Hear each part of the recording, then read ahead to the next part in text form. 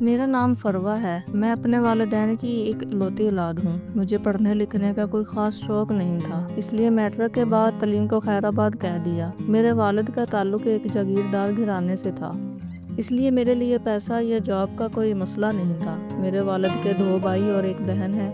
شروع سے ہی ہمارے خاندان میں جائیداد کی خاطر جھگڑے رہے۔ ابا سارا دن عدالتوں میں دھکے کھاتے تھے اور میرے چچا اور تایا مل کر ہمارے حصے پر قابض تھے۔ پھر انہی دنوں میرے تایا اچانک سے ہم پہ مہرباں ہو گئے۔ انہیں مجھ میں ایک ایسی لڑکی نظر آئی جو ان کے خاندان کی بہو بن سکتی تھی۔ میری ماں کہتی تھی کہ سانپ کے بچے بھی سانپ ہی ہوتے ہیں۔ مجھے بھی ہمیشہ سے اپنا وہ کزن برا لگتا تھا، جس کی پہلے شادی ہو چکی تھی لیکن بیوی اسے چھوڑ کر چلی گئی، جو کسی غیر برادری سے تھا۔ اسی لیے اب میرے تایا کو لگتا تھا کہ اپنے خاندان کی لڑکی ہوگی تو شاید مار پیٹ کے بعد بھی کم از کم بھاگے گی تو نہیں۔ دوسری طرف تایا نے چچا کے ساتھ مل کے ابا کو ذلیل کر رکھا تھا، اس لیے ابا نے کہا میری تو ایک ہی بیٹی ہے جسے میں تم جیسوں کے حوالے کبھی نہیں کر سکتا۔ کچھ دن بعد میری ایک سہیلی کی شادی تھی۔ وہ لوگ امیر لوگ تھے اور امیروں کی شادیاں اور تمام رسمیں عموماً رات کو ہوتی ہیں۔ اس رات مجھے مہندی سے آتے ہوئے دیر ہو گئی۔ جب ایک تیز رفتار گاڑی میرے پاس رکی اور کسی نے میرے منہ پر کپڑا رکھا اور میں بے ہوش ہو گئی۔ میری آنکھ کھلی تو مجھے بے دردی سے ایک تہہ خانے میں پھینک دیا گیا، جہاں پہلے ہی کچھ لڑکیاں موجود تھیں۔ یہ ایک بڑا کمرہ تھا۔ مجھے سمجھنے میں زیادہ دیر نہیں لگی کہ یہ ایک قید خانہ ہے۔ یہاں پہ بچے بھی قید تھے جن کو باقاعدہ اسمگل کیا جاتا تھا۔ کچھ لڑکیاں بھی تھیں جن سے کلب میں ڈانس کروایا جاتا، کچھ کوٹھوں پر بھیجی جاتی تھیں۔ پولیس بھی اس گینگ کے ساتھ ملی ہوئی تھی۔ ان میں ایک لڑکا مجھے دیکھ کر مسکرایا۔ مجھے بہت غصہ آیا۔ وہ کب سے مجھے گھور رہا تھا۔ میں نے ڈر کر ایک لڑکی کا ہاتھ پکڑا اور اسے کہا دعا کرو ہم یہاں سے نکل جائیں۔ میں ڈر اور خوف کی وجہ سے کانپ رہی تھی۔ ایک اس لڑکے کی نظریں مجھے ڈرا رہی تھی۔ تب وہ لڑکی بولی کہ اس کے انداز سے تمہیں پتہ نہیں چلا کہ وہ لڑکوں کی طرح عام لڑکا نہیں بلکہ خواجہ سرا ہے۔ میں نے حیرانی سے اس لڑکے کو دیکھا جو اب کسی اور لڑکی سے باتیں کر رہا تھا اور ہاتھ پہ ہاتھ مار کے ہنس رہا تھا۔ یہ ایک قسم کی جیل تھی۔ میرے والدین کا پتہ نہیں کیا حال ہوا ہوگا۔ میں رو رو کر دعائیں کر رہی تھی کہ اللہ ہمیں یہاں سے نکال۔ بہت ساری لڑکیاں جو رو رہی تھیں، کوئی منتیں کر رہی تھی کہ ہمیں یہاں سے جانے دو، اور بچوں کے رونے کی آوازیں مجھے پاگل کر رہی تھیں۔ میں ایک بچے کے پاس بیٹھ گئی جو بہت پیارا سا معصوم سا بچہ تھا۔ مجھے اس پہ بہت ترس آیا، جو انتہائی سنجیدگی سے زمین کو گھور رہا تھا، جیسے یہاں سے اسے نکلنے کی جگہ مل جائے گی۔ میں نے پیار سے اس کے سر پہ ہاتھ پھیرا اور کہا کہ تو ان ظالموں کے ہاتھ یہاں کیسے آیا؟ وہ مزید رونے لگا۔ تب ہی کچھ لوگ اندر آئے اور وہاں موجود لوگوں کو بھیڑ بکریوں کی طرح ہانکنے لگے کہ چلو اب تم لوگوں کو کہیں اور جانا ہے۔ وہ لوگ جو اس وقت جس جنگل کی ایک جیل میں تھے، اب ان سب کو کہیں اور شفٹ کیا جا رہا تھا۔ یہ تقریباً 50 لوگ تھے اور اس گینگ کے لوگوں کے چہرے نقاب سے ڈھکے ہوئے تھے۔ اسی لڑکی نے جو خواجہ سرا تھا میرے نزدیک آ کے کہا لڑکی تم جانتی ہو یہ لوگ کتنے خطرناک ہیں؟ اس نے سامنے دیکھتے ہوئے کہا وہ جو شخص نظر آ رہا ہے وہ تو پولیس کو قتل اور ایسے ہی بڑے بڑے جرموں میں مطلوب ہے، لیکن پولیس میں کچھ کالی بھیڑیں تھیں جن کی وجہ سے وہ لوگ بچ جاتے تھے۔ ہمیں وہاں سے ایک دوسری جگہ منتقل کر دیا گیا، یہاں سے کچھ لڑکیوں اور بچوں کو یہاں جہاں پہنچانا تھا پہنچا دیا گیا۔ ان بچوں میں وہ بچہ بھی شامل تھا جو مجھ سے بہت دیر باتیں کرتا رہا تھا۔ وہ دن میری زندگی کے بدترین دنوں میں سے تھے۔ 24 گھنٹوں میں ایک بار ہمیں تھوڑا کچھ کھانے کو دے دیتے تاکہ ہم زندہ رہ سکیں۔ اس اندھیرے قید خانے میں سورج کو دیکھے بہت دن ہو گئے تھے۔ کچھ پتہ نہیں چل رہا تھا کب صبح ہو جاتی ہے کب شام۔ تبھی میں نے ایک بچے کو جنم دینے والی عورت کو مرتے دیکھا تھا، جسے ہاسپٹل نہیں پہنچایا گیا تھا اور وہ وہیں اپنے بچے کو تنہا چھوڑ کر مر گئی۔ وہاں موجود لوگوں سے ڈرگ سپلائی کا کام لیا جاتا تھا۔ اب مجھے اس دن سے ڈر تھا جس دن یہ لوگ مجھے بھی کسی گھنونے کام میں مروا دیتے۔ اکثر ہم جن چیزوں سے ڈرتے ہیں وہی ہوتا ہے۔ اب یہ لوگ وہاں موجود لوگوں کو نشے کا عادی کر رہے تھے تاکہ انہیں لوگوں سے نشہ فروخت کروا کر اپنا کام نکلوا سکیں۔ ایک دن مجھے بھی ایک اور کمرے میں لے جایا گیا، یہاں موجود ایک لڑکے نے ایک انجیکشن مجھے دیا۔ اب روز یہی ہوتا اور کب میں اس نشے کی عادی ہو گئی مجھے پتہ ہی نہیں چلا۔ اب کسی کو مجھے کہنے کی ضرورت نہ پڑتی، میں خود بخود نشے کی طلب میں اس لڑکے کے پاس جانے لگی۔ وہ لڑکا اب مجھ میں ہلکی پھلکی باتیں بھی کرتا، میرا نام بھی، کون ہوں، کہاں سے آئی ہوں، اور بتاتے ہوئے روتی تھی کہ میں بد نصیب ہوں جس کے والدین جیتے جی مر گئے ہوں گے۔ پتہ نہیں لوگوں نے کیا کچھ کہا ہوگا اور میری جدائی میں میرے ماں باپ اس دنیا میں جیتے جی مر گئے ہوں گے۔ اس لڑکی نے جس کا نام دائم تھا، اس نے ایک دن مجھ سے وعدہ کیا کہ مجھے یہاں سے نکال لے گا، لیکن اس سے پہلے ہی کسی نے اسے پولیس کے حوالے کر دیا۔ کہتے ہیں وقت گزر ہی جاتا ہے، اور مجھے لگتا ہے جس پر گزر رہی ہو اسے پتہ ہوتا ہے وقت کیسے گزرا۔ ایک دن جو ہم لوگوں کی نگرانی پہ شخص کھڑا تھا وہ فرش پر گرا اور تڑپنے لگا۔ اسے کچھ دیر پہلے کسی نے شراب پیتے دیکھا تھا۔ ہم سب نے اس موقع کا فائدہ اٹھایا اور وہاں سے نکل کر بھاگنا شروع کر دیا۔ تب تک اس گینگ کے باقی لوگوں کو پتہ چل گیا۔ ان لوگوں نے فائرنگ کر دی۔ یقین کریں اس دن پتہ چلا آزادی کیا ہوتی ہے، جان کتنی پیاری ہوتی ہے۔ لوگ اندھا دھند بھاگ رہے تھے، کچھ لوگوں کو گولیاں لگ گئیں، کچھ اس بھگدڑ میں زخمی ہو گئے۔ میں اتنے زور سے زمین پر گری تھی کہ میرا بازو ٹوٹ گیا تھا، لیکن اس وقت اس تکلیف سے زیادہ یہی سوچ تھی کہ یہاں سے بھاگنا ہے، نکلنا ہے، نہیں تو ساری زندگی یہیں رہ جاؤں گی۔ یہ ایک سنسان راستہ تھا، سڑک کے ساتھ ایک گھنا جنگل تھا۔ میں اس جنگل میں گھس گئی اور بڑی مشکل سے جان بچاتی وہاں سے نکلی۔ رات کافی ہو چکی تھی جب پکی سڑک پر آتی جاتی گاڑیوں کو روکنے کی کوشش کی، لیکن رات کے اس وقت کوئی لفٹ دینے کو رکنے کا رسک نہیں لینے والا تھا۔ میں نے پیدل ہی وہاں سے چلنا شروع کیا۔ تب 1-2 دن سے بھوک اور کچھ نشے کی عادت کی وجہ سے صحت برباد ہو چکی تھی۔ کچھ دور بھاگنے کے بعد میں وہیں گر کر بے ہوش ہو گئی۔ جب آنکھ کھلی تو ہاسپٹل کا وارڈ تھا اور میرے پاس ایک ڈاکٹر اور 2 پولیس والے کھڑے تھے۔ پولیس نے ہوش میں آتے ہی مجھ سے انویسٹیگیشن شروع کر دی۔ میں ڈرتی تھی کہ میں جس مصیبت سے نکلی ہوں پھر سے اس میں نہ پھنس جاؤں۔ وہ لوگ بہت خطرناک تھے۔ میں نے مکر جانا بہتر سمجھا، لیکن وہاں موجود ایک شخص نے کہا، اس نے مجھے وہاں سے بھاگتے دیکھا، مجھ سے گھر کا ایڈریس لیا اور کچھ دیر میں میری بد نصیب ماں وہاں تھی۔ میں کتنی دیر اپنی جگہ سے ہل نہیں سکی۔ پتہ نہیں کب میری ماں نے چیخنا چلانا شروع کیا، تب پتہ چلا اس دن میری ماں 6 ماہ بعد کچھ بولی تھی۔ میرے اغوا کے بعد میرے والد کو لوگوں نے کہا کہ تمہاری بیٹی بد چلن تھی، گھر سے بھاگ گئی۔ میرا باپ یہ برداشت نہیں کر سکا اور پھر ایک دن موت سے لڑتے لڑتے تھک گئے اور ہمیشہ کے لیے اس دنیا کو چھوڑ دیا۔ میری ماں بیٹی اور شوہر کے غم میں ذہنی طور پر بیمار ہو گئی۔ لوگوں نے دیکھا اس نے بولنا چلنا چھوڑ دیا، اور آج جب میری ماں نے میری حالت دیکھی تو کلیجہ پھٹ گیا۔ ہسپتال میں آتے جاتے لوگوں نے دیکھا میری ماں چیخ چیخ کر کہتی رہی، اس کی تباہی ہو جس نے میرا گھر اجاڑ دیا۔ 2 دن ہسپتال میں رہنے کے بعد جب میں ماں کے ساتھ گھر آئی تو پتہ چلا معاشرہ گھر سے بھاگنا تو یاد رکھتا ہے، لیکن کیوں بھاگی، کیسے نہیں لوٹی، کوئی نہیں دیکھتا۔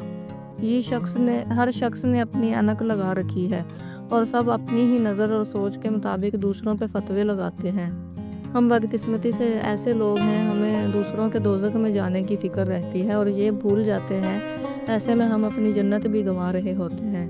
سارا خاندان گھر پر جمع تھا، جتنے منہ اتنی باتیں تھی۔ کوئی کہتا وہ لڑکا کہاں ہے جس کی وجہ سے یہ گھر سے بھاگی تھی اور اس کا باپ اس کی وجہ سے جان سے گیا، اور کوئی کہتا وہ لڑکا بزدل ہے جو اسے اس وقت اکیلا چھوڑ گیا، اور کوئی کہہ رہا تھا اب چلی گئی تھی تو واپس ہی کیوں آئی، ان لوگوں نے نہیں رکھا ہوگا تمہیں۔ ہم وضاحت بھی ایک حد تک دیتے ہیں، جب کوئی سچ جھوٹ کی پرواہ کے بغیر صرف الزام ہی لگا رہا ہو، کچھ سننے کو تیار نہ ہو، تو آپ یہی سوچتے ہیں کہ آپ کو اپنے کردار کے سرٹیفکیٹ دینے کی ضرورت نہیں۔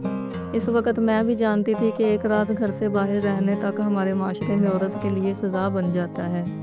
اس کا اپنا ہی خاندان اسے قبول نہیں کرتا۔ میں تو 6 ماہ بعد گھر آئی تھی۔ مجھ پہ فتوے لگ رہے تھے، الزام لگ رہے تھے۔ خاندان والوں نے ماں سے کہا اس ناپاک کو گھر ہی رکھیں تو بہتر ہے، خاندان سے ہر رابطہ توڑنا ہوگا، اور ماں ہی تو واحد سہارا ہوتی ہے۔ اولاد کی جب سارا زمانہ بھی دھتکار دے تو ماں ہی سینے سے لگاتی ہے۔ میری ماں نے مجھے سینے سے لگا لیا اور ہم ماں بیٹی نے شریفوں کا خاندان چھوڑ دیا اور یہاں شہر میں آ گئی۔ یہاں میری ماں کی ایک پرانی سہیلی رہتی تھی۔ رات کے 10 بجے کا وقت تھا جب ہم لوگ اس کے گھر پہنچے۔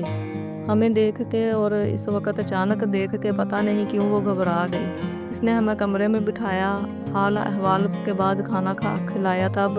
تب تک اس کے حیران ہونے کی وجہ مجھے سمجھ آ گئی تھی۔ اس کا پاگل بیٹا وہاں آ گیا اور بار بار بچوں کی طرح ماں سے ضد کرنے لگا۔ میری ماں نے کہا تم چلی جاؤ، جو کہتا ہے اس کی مان لو، ہم لوگ انتظار کر لیتے ہیں۔ ماں کی سہیلی نے بتایا یہ لڑکا اس کے شوہر کی پہلی بیوی سے ہے، اس کی اولاد نہیں تو اس نے اسے ہی اپنا بیٹا بنا کے پالا۔ اماں کی سہیلی نے بتایا کہ اس کا بیٹا ایک بہت قابل طالب علم تھا، اپنے کالج کا بیسٹ پلیئر تھا۔ ایک دفعہ میچ کے دوران کسی کھلاڑی نے اس کے سر پہ کوئی چیز ماری، جس کے بعد وہ بے ہوش ہو گیا اور پورا مہینہ اسپتال میں رہنے کے بعد بھی ڈاکٹر نا امید تھے، اور وہی ہوا۔ اس کے دماغ پہ چوٹ لگنے کی وجہ سے اس کی یادداشت کا ایک حصہ چلا گیا۔ اس کے لیے 25 سال کی عمر میں بھی اس کا بچپن ہی ہے۔ ماں کی سہیلی کا بیٹا جس کا نام رامش تھا بالکل چھوٹا سا بچہ لگتا تھا۔ ہم ماں بیٹی ان کے گھر رہنے لگے۔ رامش سارا دن اپنے کمرے میں پڑا رہتا یا پھر اپنی ماں سے ضد کر کے اپنی بات منواتا۔ میں اب اس کے ساتھ باتیں کرتی تو پہلے کی طرح مجھے یہ نہ کہتا کہ میں اجنبی لوگوں سے بات نہیں کرتا۔ میری ماں نے منع کیا ہے۔ اب وہ میری بات بھی مانتا تھا اور اکثر اب اپنی ماں سے کہتا اسے فروا کے ہاتھ کا کھانا کھانا ہے۔ میں بھی اس کا خیال رکھتی تھی۔ اچھا وقت گزر رہا تھا۔ ان لوگوں کا احسان تھا، سر چھپانے کو چھت دی، یہی بہت تھا۔ میری ماں اپنی سہیلی کے ساتھ لوگوں کے کپڑے سلائی کرنے لگی، میں سارا دن گھر کے کام کرتی۔ رامش کے والد کچھ سال پہلے فوت ہو گئے تھے، گھر میں صرف وہ تھا اور اس کی ماں۔ کچھ عرصہ بعد اماں کی سہیلی نے عجیب ہی فرمائش کر دی کہ وہ میری شادی اپنے بیٹے سے کرنا چاہتی ہیں۔ سب جانتے تھے بظاہر رامش ٹھیک تھا، لیکن وہ ایک بچوں جیسا ذہن رکھنے والا انسان تھا جسے اپنا فائدہ نقصان کچھ پتہ نہیں تھا۔ اماں نے کہا کہ تمہارے گھر رہنے کی اتنی بڑی قیمت تو نہ مانگو، لیکن اماں کی سہیلی نے شرط رکھ دی کہ یا تو میں ان کے بیٹے سے شادی کروں یا پھر ہم لوگ اپنا بندوبست کہیں اور کر لیں۔ لوگ کیسے نقاب پہن کر پھرتے ہیں اس دن پتہ چلا تھا۔ ہم لوگ انہیں کیا سمجھے تھے اور وہ کیا نکلی۔ اماں نے کہا کہ ہم لوگ یہاں سے بھی چلے جائیں گے، تم اس پاگل سے شادی نہیں کرو گی۔ لیکن پتہ نہیں کیوں رامش کے لیے میرا دل بھی نرم ہو گیا تھا۔ وہ چاہے بچوں جیسی ذہنیت رکھتا تھا، لیکن مجھے وہ اچھا لگنے لگا تھا۔ میں نے اماں سے کہا کہ میں بھی کچھ اتنی خاص تو ہوں نہیں جو کوئی شہزادہ سلیم آئے گا، میرے لیے اور خاندان سے ہم نکالے جا چکے ہیں۔ کوئی بھی شریف آدمی جب میرا ماضی جان لے گا تو مجھے کبھی عزت نہیں دے گا، اس لیے یہی بہتر ہے اس گھر کی چھت تلے رہیں۔ اماں روتی رہی کہ ایک بیٹی تھی، کیسا نصیب لے کر آئی، بدقسمت ہی رہی۔ اس دن میں بھی دیر تک روتی رہی۔ جب مجھے احساس ہوا کوئی کمرے کے دروازے میں ہے، میں نے دروازہ کھولا تو رامش تھا، ہاتھ میں ایک گڑیا تھی۔ میں نے اسے اندر آنے کا کہا تو راستہ دیا تو کہنے لگا اس وقت میں کسی لڑکی کے کمرے میں نہیں جاتا، تم باہر آ جاؤ، میری بات سن لو۔ اس دن میں بہت ہنسی تھی، عجیب پاگل تھا۔ اس نے مجھے روئی سے بنی چھوٹی سی گڑیا دی جس کے سر پہ کالے دھاگے سے بہت سارے بال بنائے گئے تھے۔ کہنے لگا یہ تم ہو، دیکھو اس کے بال بھی تمہارے جیسے ہیں۔ میں نے گڑیا لے لی اور کمرے میں آ گئی۔ میری زندگی اس روئی کی گڑیا جیسی ہی تو ہو گئی تھی۔ اور پھر ایک شام کچھ محلے کے لوگوں کی موجودگی میں میرا نکاح رامش سے کر دیا گیا۔ میری ماں وہاں موجود نہیں تھی اور یہ سب دیکھ ہی نہیں سکتی تھی، لیکن ہماری مجبوری نے ہمیں یہ فیصلہ کرنے پر مجبور کیا۔ بظاہر رامش خوش لڑکا تھا، لیکن جب تک بولتا یا باتیں نہ کرتا کوئی کہہ نہیں سکتا تھا کہ اس نوجوان کا دماغ بچوں جیسا ہے۔ نکاح کے بعد رامش کی ساری ذمہ داری مجھ پہ آ گئی۔ اب مجھے وہ ایسے ہی سنبھالنا پڑتا جیسے بچوں کو سنبھالتے ہیں۔ میری ساس اب بہت خوش تھی، جو چاہتی تھی وہ ہو گیا تھا۔ ایک دن ایک فقیرنی آئی، اس نے کہا مجھے کھانا کھلا، میں تجھے دعا دوں گی، ہر مراد پوری ہوگی تیری۔ میری مراد بھلا اس کے سوا کیا ہوتی کہ میرا شوہر ٹھیک ہو جائے۔ اس فقیرنی نے کھانا کھایا اور جاتے ہوئے مجھے دعا دے گئی کہ تیرا شوہر تجھے زندگی بھر سچی محبت دے۔ میں اس کی دعا پہ حیران تھی۔ میرے شوہر کو تو پتہ ہی نہیں تھا کہ بیوی کیا ہوتی ہے اور محبت کیا۔ کہتے ہیں دعائیں تقدیر بدل دیتی ہیں، میں نے بھی بدلتی دیکھی۔ رامش دن بہ دن بہتر ہو رہا تھا۔ اب اس کا علاج بھی دوبارہ شروع کروایا تھا۔ اس بار ڈاکٹر بھی پر امید تھے۔ میرا سارا دن بھی رامش کی دیکھ بھال اور رات اللہ سے رو کر دعاؤں میں گزر جاتی تھی۔ پھر اللہ نے میری سن لی اور رامش پہلے سے بہت بہتر ہو گیا تھا۔ لیکن تب پتہ نہیں میری ساس کو کیا لگا کہ رامش اگر ٹھیک ہو گیا تو کہیں سب کچھ میرے نام نہ کر دے۔ وہ اب رامش کو میرے پاس بیٹھنے تک نہ دیتی۔ انہی دنوں میری والدہ کی طبیعت اتنی بگڑ گئی کہ مجھے اپنی بدقسمتی کا یقین ہونے لگا۔ میری ساس نے ہر مدد سے انکار کر دیا۔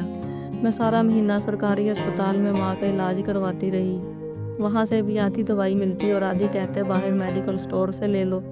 میں وہ بدقسمت بیٹی تھی جو اپنے والدین کے کسی کام نہ آ سکی، بلکہ ان کی تباہی کا سبب بن گئی۔ میرا باپ میرے غم میں چل بسا اور ماں موت کے منہ میں تھی۔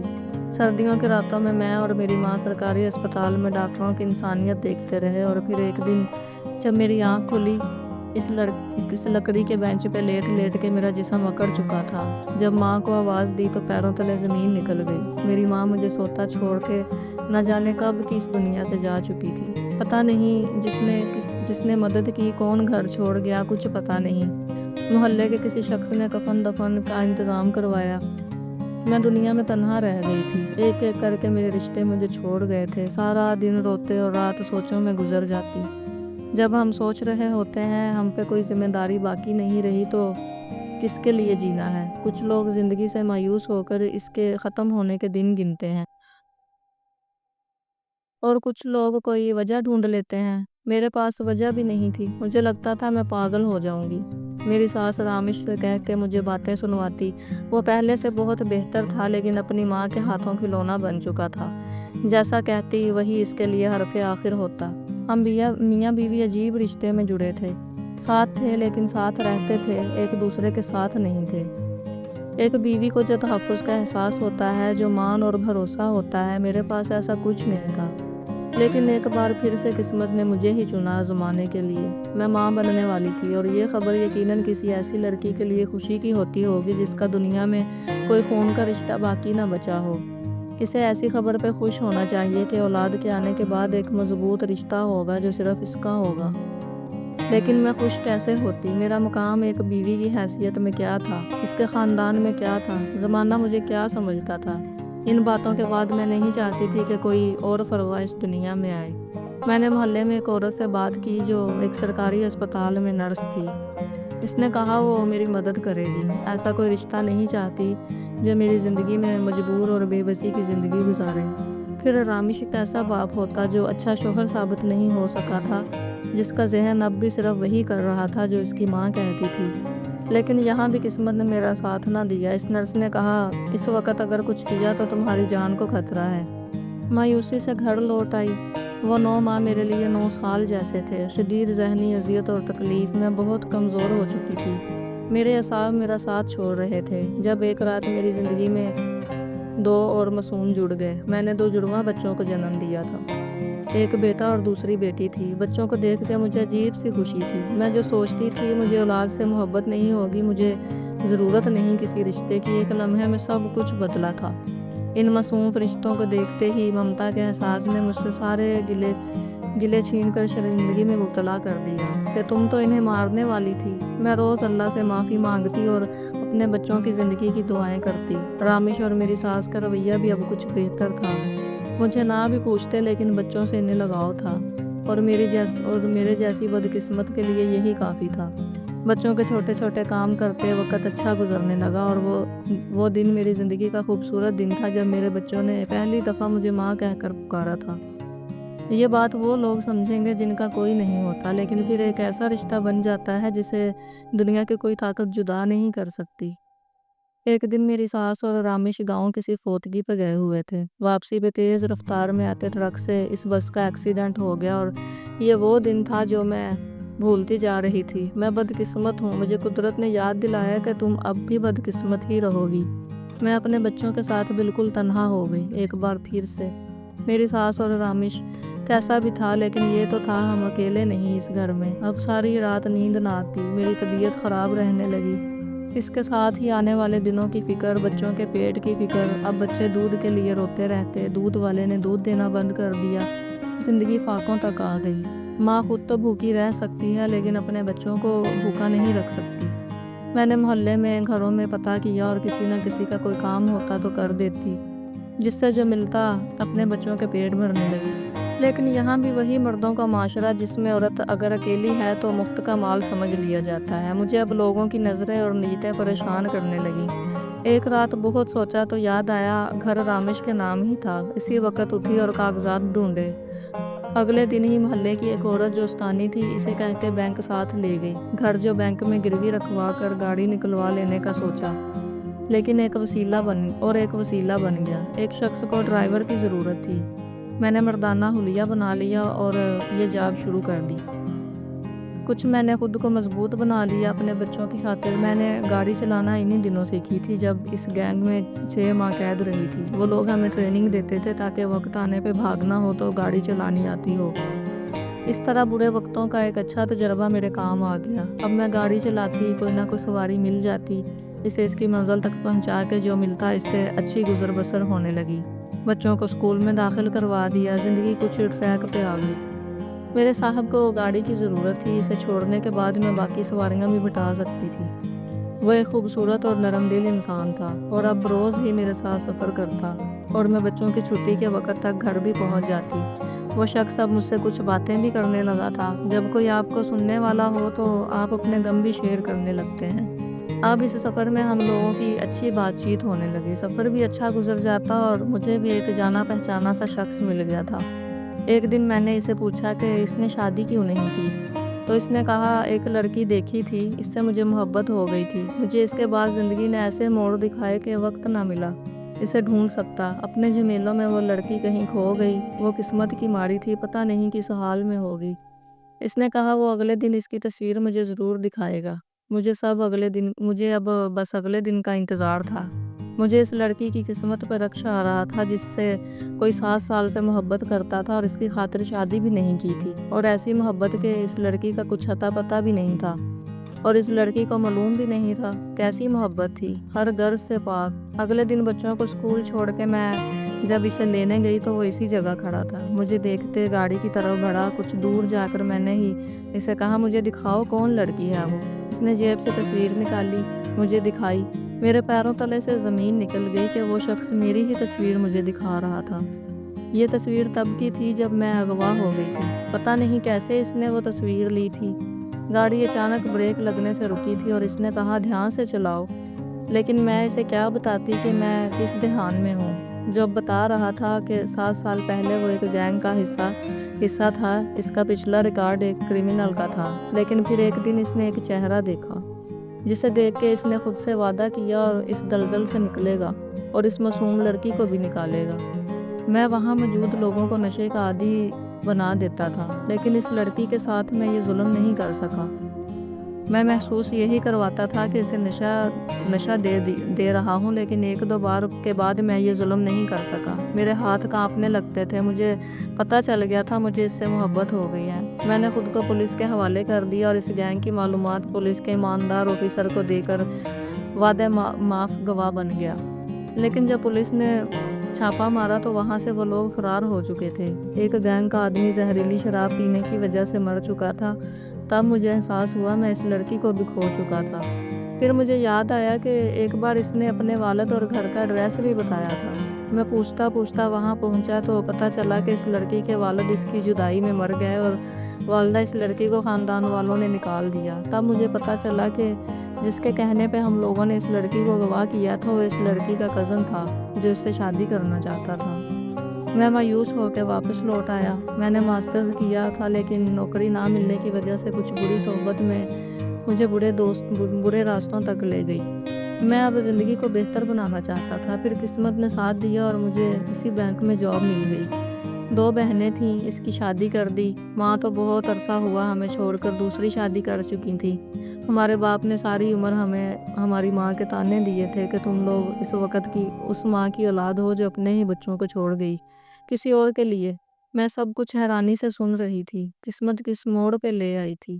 میں نے کہا دائیں مجھے نہیں پتا تھا میری تکلیفیں مجھے تم تک پہنچانے کے لیے ہی آتی رہیں۔ میں اس لیے بدقسمت رہی کہ تم سے قسمت ملوا دے۔ اس نے حیرانی سے میرے منہ سے اپنا نام سنا تو حیران رہ گیا اور بولا کہ تم فروا ہو۔